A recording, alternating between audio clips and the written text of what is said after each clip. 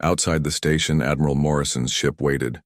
It was sleek and efficient, designed by human engineers working with Altarian scientists. The ship represented everything the Alliance had become: cooperative, advanced, and successful. On the bridge, Jake sent a message to Alliance Headcom.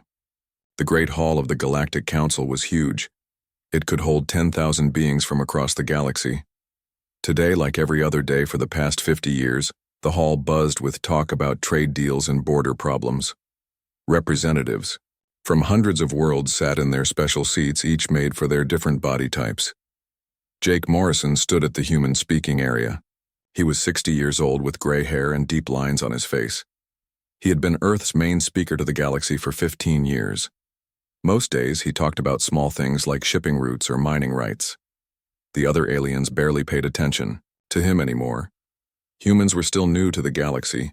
They had only made contact with alien life 50 years ago. Back then, the discovery had shocked everyone on Earth. But the aliens were not impressed with humans. Earth people seemed weak compared to the great powers of the galaxy. They had small ships, simple weapons, and no real army to speak of. Zalanti Empire controlled over 200 star systems. They had been conquering worlds for 1,000 years. Their ships were the size of cities. Their weapons could crack planets in half. General Kexmore, their speaker in the council, was 8 feet tall with 4 arms and skin like metal armor. When he spoke, other aliens listened. The Corvin Republic had the best technology in the galaxy. Their computers could think faster than any living mind. The Altarian Union was known for being very smart. They could solve problems that took other species years to figure out. The hegemony of Talth controlled the biggest trade routes. Money flowed through their systems like water. Then there were humans. Small, weak, with only 12 worlds to their name. Most aliens thought of them as cute, pets who had somehow learned to build spaceships. The council let them speak because it was polite, but nobody expected them to say anything important. Jake looked around the hall. He could see the bored expressions on many faces. Some aliens were talking to each other instead of listening. Others were checking their communication devices. This was exactly what he had hoped for. Honored members of the Galactic Council, Jake said into his speaking device. His voice carried clearly through the hall's sound system. I have an important announcement from the United Earth Federation. A few more aliens looked up. The human was using formal language, which was unusual. Normally, he was more casual in his speech. After careful consideration and investigation, the United Earth Federation hereby declares war on the Zalanti Empire. The hall went completely silent. 10,000 beings stopped talking at once. The quiet was so complete that Jake could hear the air recycling systems humming in the walls. Council Speaker Vexitar was a tall, thin alien with 4 purple eyes. His mouth fell open in shock. He had been running council meetings for 30 years and had never heard anything like this. General Kexmore started laughing. The sound was like metal grinding against metal. The humans have lost their minds, he said loud enough for everyone to hear. We will crush them in less than 1 solar cycle. Other Zalanti in the hall joined in the laughter. It spread to some of their allies too. The idea of humans fighting the Zalanti was like watching a mouse challenge a dragon. But Jake was not done talking. We have evidence that the Zalanti Empire has been conducting illegal experiments on human civilians in the Outer Rim territories. These experiments violate the sapient rights accords that this council claims to protect.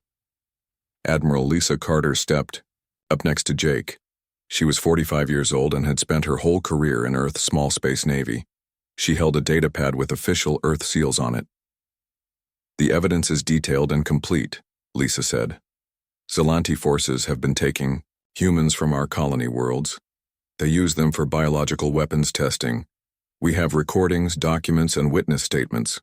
The laughter in the hall started to die down. Even the Zalanti looked less sure of themselves.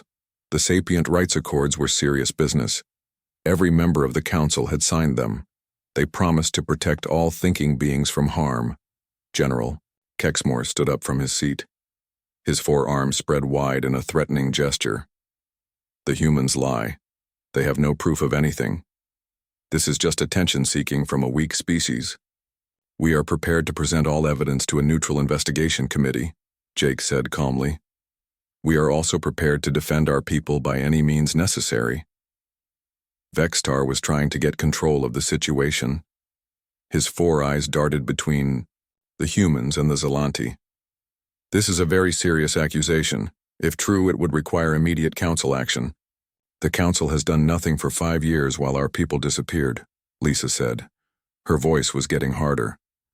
We sent requests for help. We filed formal complaints. We begged for protection. Nothing happened. So now we will handle it. Ourselves, Jake added. The hall erupted in noise. Aliens were talking, shouting, and arguing with each other. Some species were demanding to see the human evidence right away. Others were calling the humans crazy for challenging the Zelanti. The Corvin representative stood up. Even if the accusations are true, humans cannot hope to win a war against the Zelanti Empire. Your combined fleet has maybe 200 ships. The Zelanti have thousands. Sometimes the size of your fleet matters less than how you use it, Jacob replied. General Kexmore was getting angry. His metal-like skin was changing color to a dark red. Enough of this foolishness. Humans, you have one chance to take back your declaration. Do it now, and we will only destroy half of your worlds, instead of all of them. Jake looked directly at the Zelanti general. For the first time since the meeting started, he smiled. It was not a happy smile. It was the kind of smile that made smart people nervous. General, we appreciate your generous offer, Jake said. But humans have a saying. When someone threatens your family, you do not negotiate. You fight. Lisa activated her data pad. All Earth Federation ships have been given their orders. As of this moment, we are at war. The chaos in the hall got worse. Species were choosing sides already. Some supported the humans just because they hated the Zelanti. Others worried about what would happen if the humans actually won. But Jake Morrison was already walking toward the exit. He had said everything he needed to say. Now it was time for Earth to show the galaxy what humans could really do. The emergency session of the Galactic Council started early the next morning. Representatives from across the galaxy had worked through the night, calling their home worlds and asking for instructions. Nobody had expected humans to declare war on anyone, especially not the Zelanti Empire. Council Speaker Vexitar looked tired. His 4 purple eyes were dim, and he moved slowly as he called the meeting to order. We are here to discuss the human declaration of war against the Zelanti Empire. This situation requires immediate attention. The hall was more crowded than usual. Species that normally skipped council meetings had sent representatives. Everyone wanted to see what would happen when the weakest member of the council challenged one of the strongest. General Kexmore sat in his special chair, which was built to hold his massive frame. He looked confident and relaxed. Around him, other Zelanti officers whispered and pointed at the human section. They were clearly enjoying themselves. The humans have made a mistake, Kexmore announced. We will correct this mistake quickly. Our fleet commanders estimate that human resistance will end within 10 standard days. The Corvin representative, a being that looked like a walking crystal, asked the question many were thinking. How exactly do humans plan to fight a war against an empire 200 times their size? Dr. Elena Rodriguez stood up in the human section. She was Earth's chief scientist and had spent the last 20 years working on projects that most aliens knew nothing about. She was a small woman with short black hair and glasses, but she spoke with complete confidence. We have been preparing for this possibility longer than most of you realize, Elena said. While the galaxy saw us as peaceful traders, we were developing technologies specifically designed for defense. This got the attention of several species. The Alterians were especially interested. They prided themselves on being the smartest race in the galaxy, and the idea that humans had been secretly developing advanced technology without them knowing was troubling. What kind of technologies? Asked the Alterian delegate, whose large brain was visible through his transparent skull. Elena smiled but did not answer directly. Let me just say that humans learned long ago that sometimes the best defense is not having the biggest guns. Sometimes it is having guns that your enemy cannot see or predict. Captain Ryan Walsh stepped forward. He commanded one of Earth's largest warships, though it was tiny compared to Zalante battlecruisers. He was a tall man with short brown hair and scars on his hands from years of military service. Our strategy does not depend on overwhelming force, Ryan explained. We use what we call asymmetrical warfare. We strike where the enemy is weak, avoid where they are strong, and adapt faster than they can respond. General Kexmore laughed. Again. Fancy words for running away and hiding. Real warriors face their enemies directly. Real warriors win their battles, Ryan replied calmly. Everything else is just showing off. The tension in the hall was thick enough to cut with a knife. Several neutral species were starting to look worried. The Peaceful Alliance of Nex, known for avoiding all conflicts, asked if mediation was still possible. The time for mediation ended when the Zalante started using our people for experiments, said Commander Kate Phillips. She was the youngest human officer present, but she had already fought in 3 border conflicts. We tried talking for 5 years. Now we try something else. Dr. Rodriguez activated a holographic display above the human section. It showed star maps, ship designs, and tactical information that made several aliens lean forward in their seats. These are our defensive capabilities, she explained. Stealth technology that can hide entire fleets. Adaptive armor that learns from enemy weapons. Computer systems that can hack Zalante networks faster than their security can respond. The Corvin delegate's crystal body started flashing different colors, which meant he was very excited or very worried. How is this possible? Our intelligence reports show human technology as primitive compared to major galactic powers. Your intelligence reports show what we wanted them to show, Elena replied. Humans are very good at appearing weak when it serves their purposes. This comment sent ripples of concern through the hall. If humans had been hiding their real capabilities, what else were they hiding? Several species started making urgent communications to their homeworlds. The hegemony of Talth representative, a massive slug-like being, spoke up. Even with advanced technology, humans lack the numbers to sustain a long war. The Zalante can absorb massive losses and keep fighting. Humans cannot. Commander Phillips stepped forward again. You are right that we cannot fight the same way the Zalante do. We do not have millions of soldiers to throw at enemies. But we have something they do not have. Which is what? Demanded General Kexmore. We know how to make every shot count. Every human soldier is trained to think, adapt, and survive. We do not fight in massive formations that can be destroyed by single weapons. We fight smart. Captain Walsh added more details. Human military doctrine comes from thousands of years of warfare on Earth. We learned how small forces can defeat large ones. We learned how technology can multiply the effectiveness of individual soldiers. Most importantly, we learned how to win wars without destroying everything in the process. This last comment got the attention of several species who had suffered under Zalante rule. The idea of winning a war without massive destruction was appealing to beings whose worlds had been conquered and rebuilt multiple times.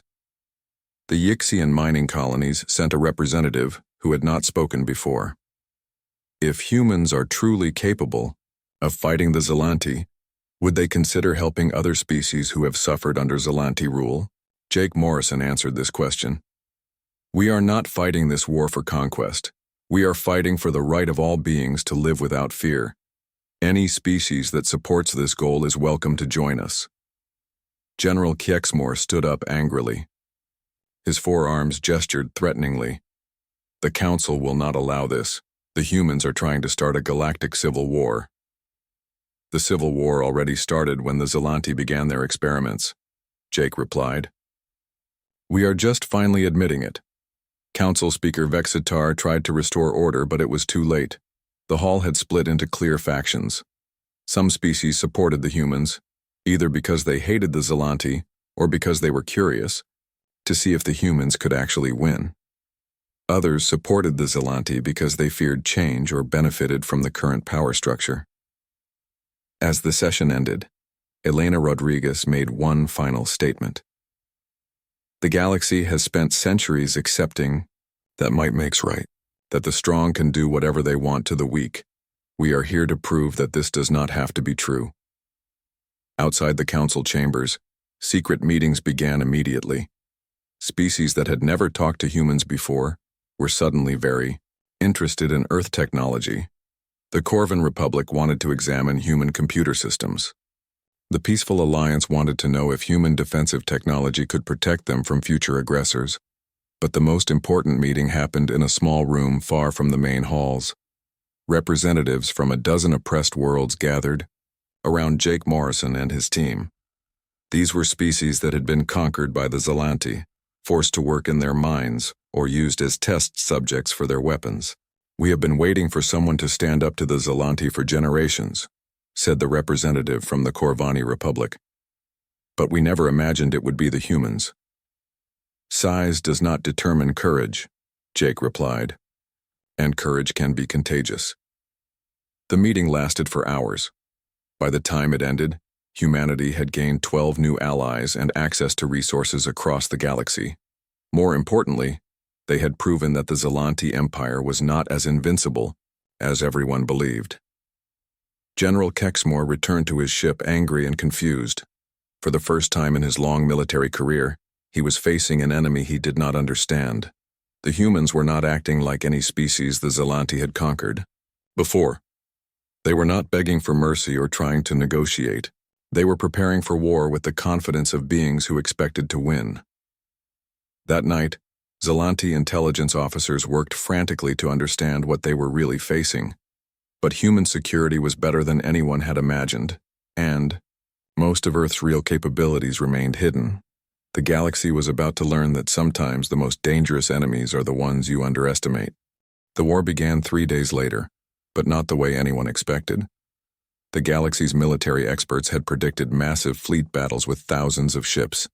They expected humans to gather their small navy and attack Zelanti strongholds directly. They were wrong. Instead, something happened that had never been seen before in galactic warfare. Human ships appeared in 12 different Zelanti systems at exactly the same time. But these were not the big warships everyone was watching for. They were small, fast vessels that most military analysts had dismissed as unimportant. Lieutenant Commander Alex Thompson commanded the attack on the Nexus system, one of the most important Zelanti military bases in the galaxy. His ship, the ESS Ranger, was only 300 meters long. The Zelanti battle station it was approaching was over 50 kilometers across and armed with enough weapons to destroy a small moon. "Stealth systems are active," reported his navigation officer Jenny Park. "The station's sensors are not detecting us." Alex nodded. Human stealth technology was unlike anything the galaxy had seen before. Instead of just hiding from radar and visual detection, it made ships appear like empty space to almost every kind of sensor. The technology had taken 20 years to develop and had never been tested in real combat. "Weapons officer, target the station's communication array," Alex ordered. "We want them confused, not destroyed." This was the key difference between human warfare and what other species practiced. Most galactic powers believed in using overwhelming force to crush enemies completely. Humans had learned from their own history that destroying everything often made problems worse, not better. The Ranger fired 6 precision missiles at the communication tower. Each missile was guided by an artificial intelligence that could adjust its target in real time. The tower exploded in a shower of metal and sparks, cutting off the station's ability to call for help.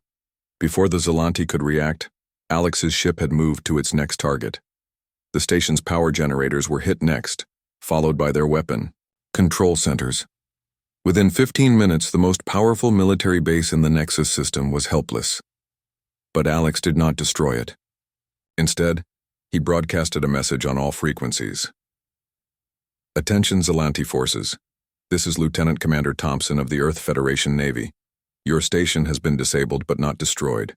Surrender now, and you will be treated according to galactic law. Continue fighting and we will defend ourselves."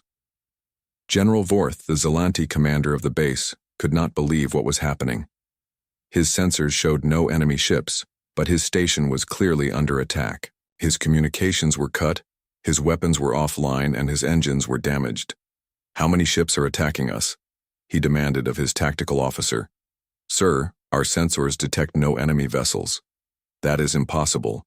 We are being attacked by something. What General Vorth did not know was that 11 other Zelanti systems were experiencing similar attacks at the same time. Human forces were striking with surgical precision, disabling key installations without causing unnecessary destruction. On the planet Kepler 442b, Major Beth Collins was leading a ground assault that showcased humanity's other major advantage. The Zelanti had stationed 5,000 troops on the planet to guard mining operations. Beth had only 200 human marines. The Zelanti expected a traditional ground battle. They set up defensive positions and waited for the humans to attack their fortified locations directly. Instead, Beth's forces seemed to appear and disappear like ghosts. Squad leaders, remember the plan? Beth spoke into her communication device. We hit supply lines, communication posts, and command centers. Avoid direct engagement unless necessary. Human marines wore armor that could adapt to different environments and threats. When Zelanti plasma weapons hit them, the armor learned how to absorb and redirect the energy. When Zelanti soldiers tried to track them, human camouflage systems made them nearly invisible. But the most frightening thing for the Zelanti was how quickly humans adapted to new situations. Every time the aliens tried a new tactic, the humans had a counter-strategy ready within hours. Sergeant Mike Rogers led a team that captured a Zelanti communication center without firing a single shot. They simply walked through the base's electronic security like it was not there, disabled the guards with non-lethal weapons, and took control of the facility. "This is too easy," one of his Marines commented. "Easy for us because we prepared for 50 years, Mike replied. The Zelanti spent those same 50 years thinking they were unbeatable. The psychological effect of the human attacks was even more important than the physical damage. Zelanti soldiers had never faced an enemy they could not see coming. Their generals had never dealt with attacks that targeted specific weaknesses, instead of trying to overpower strong points.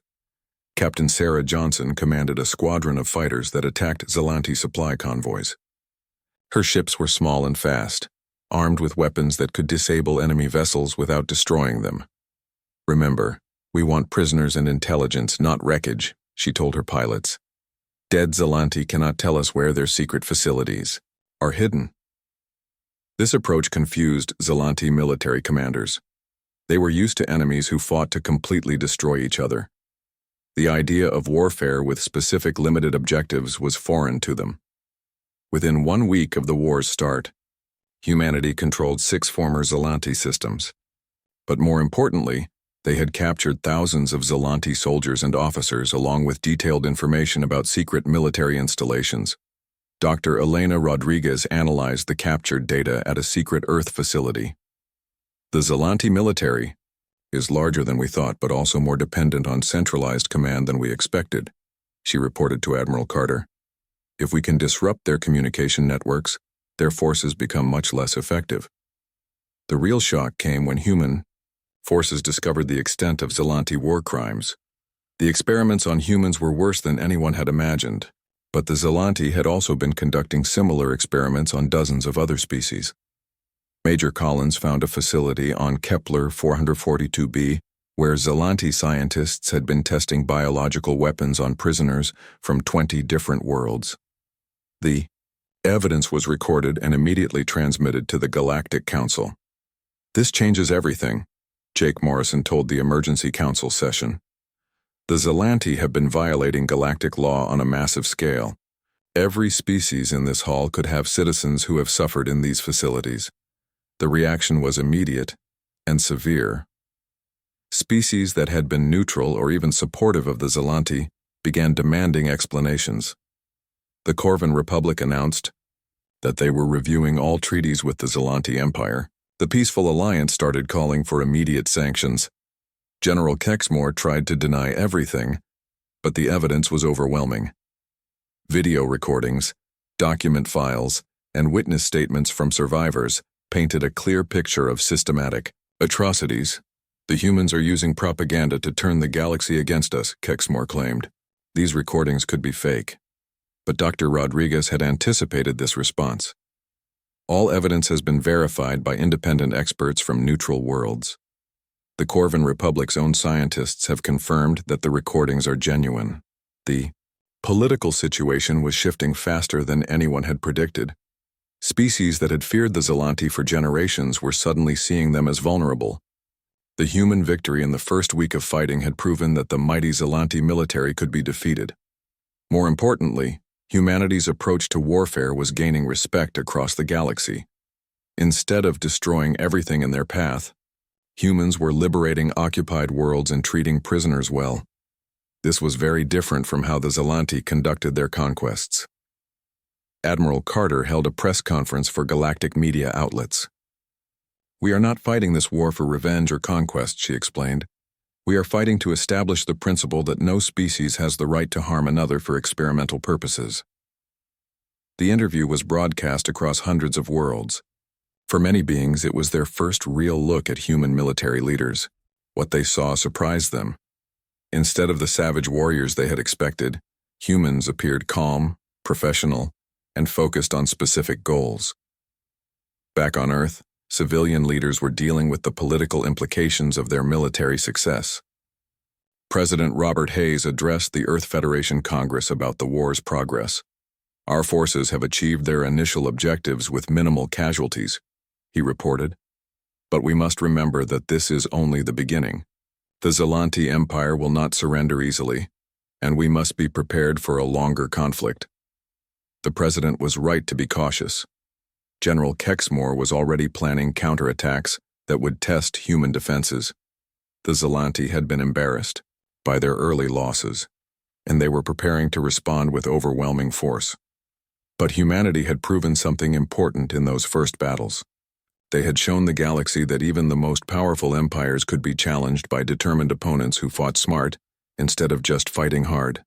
The war was far from over, but the galaxy would never look at humans the same way again.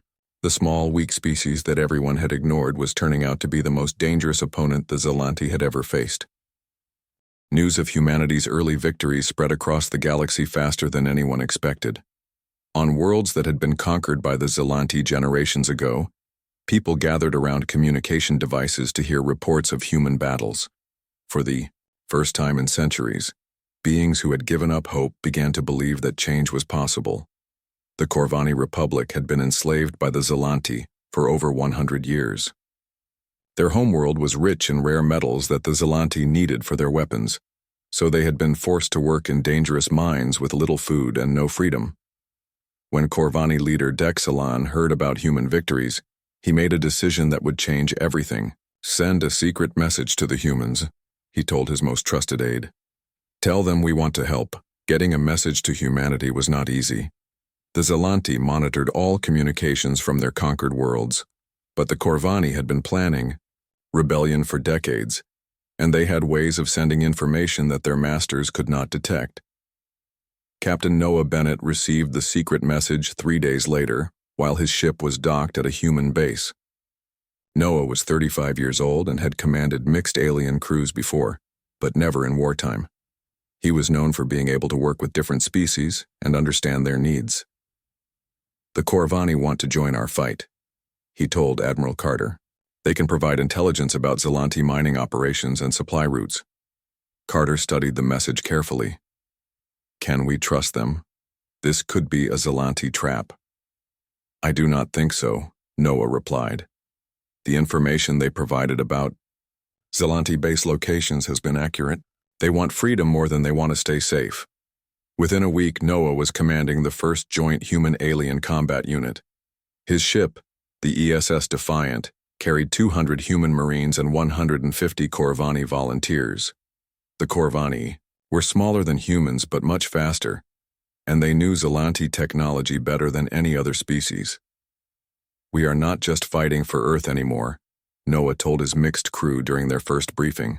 "We are fighting for every species that has been told they are not strong enough to resist oppression." The psychological impact of humans accepting alien allies was enormous. Other conquered species began reaching out through secret channels. The Yixian mining colonies sent detailed maps of Zelanti supply bases. The Nexari refugees who had fled their homeworld when the Zelanti conquered it offered to serve as pilots for human ships. But humanity's growing alliance also created new problems. The major galactic powers were becoming nervous about human expansion. The hegemony of Talth had been rivals with the Zelanti for thousands of years, but they had no desire to see humans become the new dominant force in the galaxy. Chancellor Yilseth of the Talth called an emergency meeting of neutral powers. He was an ancient being who had lived through dozens of galactic conflicts, and he understood political situations better than most. The humans are not just fighting a war, he warned the other neutral leaders. They are building an empire. First, they defeat the Zelanti, then they will come for the rest of us. The Altarian Union was particularly concerned. They had always prided themselves on being the most advanced civilization in the galaxy, but human technology was proving to be more sophisticated than anyone had realized. How did we miss their development of stealth technology? Demanded Prime Intellect Zaxith. Our intelligence networks are supposed to be the best in the galaxy. The answer was simple but troubling. Humans had been more careful about hiding their capabilities than any species in galactic history. While other civilizations built impressive ships and weapons to show off their power, humans had focused on building tools that could win wars without being seen. Dr. Elena Rodriguez was working 18 hours a day at Earth's main research facility, developing new technologies to share with humanity's allies. But she was not just creating weapons. She was developing what she called uplift protocols, ways to quickly improve the defensive capabilities of liberated worlds. We cannot protect every world with human ships, she explained to a meeting of Earth's military leaders. But we can teach other species how to protect themselves. This approach was revolutionary. Most galactic powers kept their best technology secret, sharing only enough with allies to maintain control over them. Humans were doing the opposite, giving advanced defensive systems to any species that wanted to resist Zelanti oppression. The first test of this policy came when General Patricia Lewis led the liberation of the Yixian mining colonies. The Yixian had been working as slaves for the Zelanti for 60 years, and their world was heavily fortified with automated defense systems. Patricia was a careful planner who believed in using the minimum force necessary to achieve objectives. Instead of attacking the Zelanti fortifications directly, she worked with Yixian resistance fighters to disable the automated systems from inside. We know every inch of these facilities, explained Yixian leader Koltar. The Zelanti never bothered to learn how the mining equipment actually works. They just forced us to operate it for them. The liberation took only 3 days, but what happened afterward was more important than the military victory. Instead of occupying the world with human forces, Patricia helped the Yixians set up their own government and defense systems. This is your world, she told the newly freed Yixian people. We will help you defend it, but we will not rule it. This message spread quickly to other conquered worlds. Species that had expected human occupation discovered that humanity was actually interested in liberation, not conquest. The difference was crucial for building trust with potential allies. But the most significant discovery came when Patricia's forces found a secret Zelanti research facility hidden in the Yixian asteroid belt. The facility contained evidence of experiments that shocked even the humans who had seen previous atrocities. The Zelanti had been testing biological weapons on living subjects from over 30 different species. The experiments were designed to create diseases that could wipe out entire worlds, while leaving the infrastructure intact for Zelanti colonization. Commander Kate Phillips led the team that secured the facility and rescued the survivors. What they found was worse than anyone had imagined. Hundreds of beings from across the galaxy had been used as test subjects, including some from species that were supposed to be Zelanti allies. Document everything, Kate ordered her teams. The galaxy needs to see what the Zelanti have really been doing. The evidence from the facility was transmitted to the Galactic Council within hours. The reaction was immediate and explosive. Species that had been neutral or supportive of the Zelanti began demanding explanations. Even some Zelanti allies started questioning their relationships with the Empire. The Corvan Republic, known for their logical approach to politics, announced that they were ending all treaties with the Zelanti Empire. The evidence of systematic genocide cannot be ignored, declared their chief representative. The Peaceful Alliance of Nex, which had never taken sides in any galactic conflict, issued a statement supporting human military action. Sometimes violence is necessary to prevent greater violence, they announced. But the most important reaction came from within the Zelanti Empire itself. Many Zelanti citizens had believed their government's claims that they were bringing order and civilization to conquered worlds. The evidence of biological weapons experiments shattered these beliefs. Colonel Nexavara was a Zelanti officer who commanded a supply base in the Outer Territories. She had served the Empire loyally for 20 years, believing that she was protecting galactic civilization from chaos. When she saw the evidence from the research facility, everything changed. "This is not what I swore to defend," she told her second-in-command. "These experiments violate everything the Empire claims to represent." Nexavara was not alone. Across the Zelanti military, officers and soldiers were questioning orders and asking difficult questions about their Empire's true purpose. Some began secretly providing information to human forces. The war was becoming more than a conflict between two species. It was becoming a galaxy-wide examination of power, freedom, and the rights of all thinking beings. Jake Morrison addressed the Galactic Council again, but this time the hall was packed with representatives from species that had never attended before. Liberated worlds were sending their own delegates, and the political balance was shifting rapidly. "The evidence speaks for itself," Jake said. "The Zelanti Empire has been committing genocide on a galactic scale. This is not a territorial dispute or a trade war. This is a fight for the basic right of all species to exist." General Kexmore was still trying to defend his empire, but his supporters were abandoning him quickly. Even the hegemony of Talth, traditional rivals of humanity, were having private discussions about possibly joining the Human Alliance. "The galaxy is changing faster than we expected," Chancellor Yilseth admitted to his advisors. "Perhaps it is time to consider which side of history we want to be on." The war had started as humanity versus the Zelanti Empire, but it was becoming something much larger. A galactic civil war between those who believed in freedom and those who believed in conquest. And humanity, the species that had been ignored and underestimated for 50 years, was leading the fight for freedom. 1 year after humanity declared war on the Zelanti Empire, the final battle was about to begin, but it was not the massive fleet engagement that military experts had predicted. Instead, it would be a test of everything humans had learned about warfare, diplomacy, and the price of victory.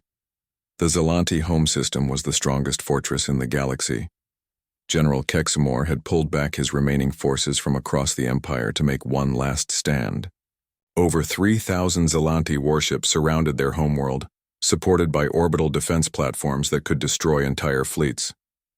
Admiral Lisa Carter stood on the bridge of the ESS Liberty, humanity's newest and most advanced ship. Around her, a fleet of 800 human vessels waited for orders.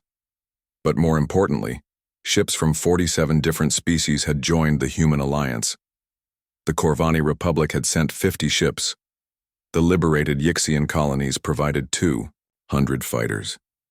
Even the Peaceful Alliance of Nex had contributed medical and supply vessels. "Admiral, we are receiving surrender offers from 12 Zelanti commanders," reported Communications Officer Dan Wright. "They want to negotiate." Lisa was not surprised. For the past 6 months, individual Zelanti officers and entire units had been defecting to the Human Alliance. The evidence of their government's war crimes had broken the loyalty of many Zelanti soldiers who had believed they were serving a just cause. "Put me in contact with General Kexmore directly," Lisa ordered. "It is time to end this." The face of the Zelanti general appeared on the main screen. He looked older and more tired than when the war had started. His metal-like skin had lost some of its shine, and his forearms moved slowly as he gestured. "Admiral Carter," Kexmore said with grudging respect, "you have fought well, but this is our home system. We will defend it to the last ship." "General, you have seen the evidence of what your empire has done," Lisa replied calmly. Your own officers are surrendering rather than fight for a government that commits genocide. Why are you still fighting? Kexmore was quiet for a long moment. When he spoke again, his voice was different, less angry, more tired. What choice do I have? If I surrender, my people lose everything. If I fight, at least we die with honor. Who said anything about your people losing everything? Lisa asked. We are not here to destroy the Zelanti. We are here to stop the crimes your government has been committing. This was the key difference between human warfare and what other species practiced. While most galactic powers fought to completely destroy their enemies, humans fought to change behavior. They understood that victory meant more than just winning battles. Commander Steve Parker led the assault team that would capture the Zelanti command center on their homeworld. Steve had volunteered for the most dangerous part of the final battle, knowing that success would save thousands of lives on both sides. Remember the mission, Steve told his team as their transport ships approached the planet's surface. We want the command staff alive and unharmed.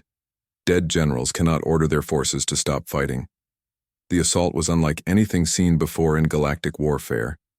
Instead of bombing the command center into rubble, human forces used precision, weapons to disable defensive systems without harming the people inside. When Zelanti soldiers tried to fight back, humans used non-lethal weapons that knocked them unconscious instead of killing them. Within 6 hours, Steve and his team had control of the main government building. But instead of executing the captured leaders, they did something that shocked the galaxy. They offered them medical treatment and comfortable quarters while their cases were reviewed. You are treating us better than we treated your people, admitted Zelanti Defense Minister Grixtel. Why? Because we learned a long time ago that revenge does not solve problems, Steve replied. Justice solves problems. Revenge just creates more enemies. The psychological impact of human mercy was enormous. Zelanti forces across the home system began surrendering in large numbers. Soldiers who had expected to die fighting to the last were instead offered food, medical care, and fair treatment under galactic law. But the most important moment came when Jake Morrison addressed the Zelanti people directly. Broadcasting on all communication channels, he spoke to billions of Zelanti citizens who had never heard the truth about their government's actions. People of the Zelanti Empire, Jake said, looking directly into the camera. Your government has committed terrible crimes in your name, but we do not hold you responsible for what you did not know. We offer you a choice. Help us build a galaxy based on freedom and cooperation, or continue to support a system based on conquest and oppression. The response was immediate and overwhelming. Zelanti civilians flooded the streets of their cities demanding that their government accept human peace terms. Many had family members who served in the military and did not want them to die in a hopeless fight. General Kexmore watched from his command ship as his empire collapsed around him. But it was not collapsing from military defeat. It was collapsing because his own people were choosing freedom over fear. Dr. Elena Rodriguez was working with Zelanti scientists who had defected to the Human Alliance. Many of them had been forced to work on biological weapons projects and were eager to use their knowledge for peaceful purposes instead. We can help you understand Zelanti technology, explained Dr. Vexnor, a former weapons researcher. But, more importantly, we can help you make sure these weapons are never used again. The cooperation between human and Zelanti scientists became a model for the post-war galaxy. Instead of keeping captured technology secret, humanity shared it openly with their allies while working to eliminate its most dangerous applications. Captain Noah Bennett was coordinating the integration of former Zelanti colonies into the growing Democratic Alliance of Worlds. It was complicated work, requiring careful attention to the needs of dozens of different species. Some of these worlds have been under Zelanti rule for generations, he explained to Alliance leaders. They do not remember how to govern themselves. We need to help them learn, not just abandon them to figure it out alone. This approach required patience and resources, but it was essential for building lasting peace. Worlds that were simply liberated and left alone often fell into chaos or were conquered by other powers. Worlds that received help building democratic institutions became strong allies. The final act of the war came when General Kexmore himself surrendered. He came aboard the ESS Liberty alone without weapons or guards, to meet with Admiral Carter personally. "I want to understand," he told Lisa. "How did you win? Your forces were smaller, your technology was unknown, and your experience in galactic warfare was limited. How did you defeat an empire that had conquered for 1,000 years?" Lisa considered the question carefully before answering. "We won, because we were not trying to conquer anyone. We were trying to free everyone. When you fight for freedom, people join you. When you fight for conquest, people resist you." The general was quiet for several minutes. "What happens to me now?" "That will be decided by a tribunal representing all the species that suffered under Zelanti rule," Lisa replied. "But you will be treated fairly and given a chance to defend your actions." This was another revolutionary aspect of human justice. Instead of simply executing defeated enemies, they established legal procedures that gave everyone a chance to explain their behavior and accept responsibility for their choices. The war tribunals that followed became a model for galactic justice. Zelanti leaders who had ordered atrocities were held accountable for their crimes, but Zelanti officers who had tried to protect civilians or had defected to the Alliance were treated with mercy. General Kexmore himself was sentenced to 20 years of service helping rebuild worlds his forces had damaged. It was justice, not revenge. Jake Morrison stood once again before the Galactic Council, but the chamber was completely different from the one where he had declared war 2 years earlier. Representatives from over 200 worlds filled the seats, including many species that had never been part of galactic politics before. "The war is over," Jake announced, "but our work is just beginning. We have proven that no empire has the right to oppress others. Now we must build a galaxy where freedom and cooperation replace conquest and fear." The old Galactic Council was dissolved and replaced by the Democratic Alliance of Worlds. Every member species had an equal vote, regardless of size or military power. Decisions were made through discussion and compromise, not through threats and intimidation. 5 years after the war ended, Jake visited New Geneva, humanity's newest colony world. The city was built jointly by humans, former Zelanti citizens, and refugees from a dozen other worlds. Children from different species played together in the parks, learning each other's languages and customs. "Did we win?" asked a young reporter, who was interviewing Jake about the war's legacy. Jake watched the children playing for a moment before answering. "We won something more important than a war. We won the chance to build a better future." The final cost of victory was not measured in ships destroyed or worlds conquered. It was measured in the galaxy's commitment to ensuring that freedom and dignity were rights shared by all thinking beings.